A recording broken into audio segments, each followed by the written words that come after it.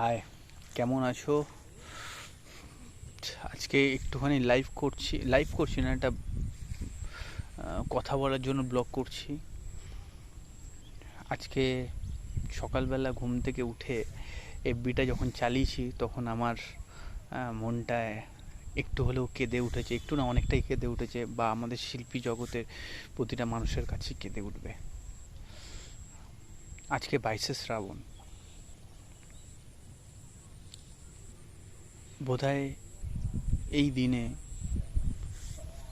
রবীন্দ্রনাথ ঠাকুর আমাদের ছেড়ে চলে গেছে, কিন্তু আজকের দিনেও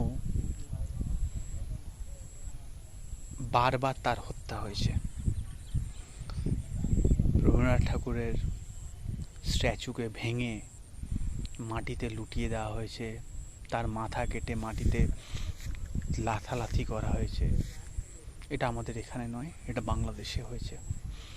বা বাংলাদেশে প্রপাগ্যান্ডার জন্য যেরকম ইয়াং এবং জুনিয়র বাচ্চা ছেলে মেয়েরা যেভাবে উত্তেজিত হয়ে রয়েছে, তারা কিন্তু আদৌ বুঝছে না এটা কি কারণ। প্রতিটা ধর্ম, প্রতিটা জাতি, প্রতিটা সাম্রাজ্যকে আমি স্যালুট করি, যাতে তার কোনো আভাস বা কোনো রকম সাইড এফেক্ট যাতে ভারতবর্ষে না পড়ে।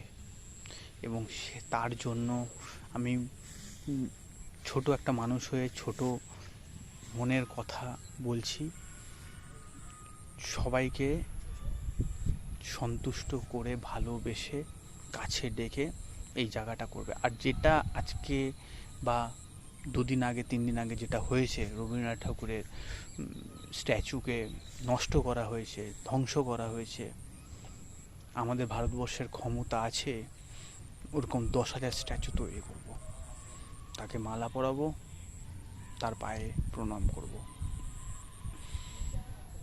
তো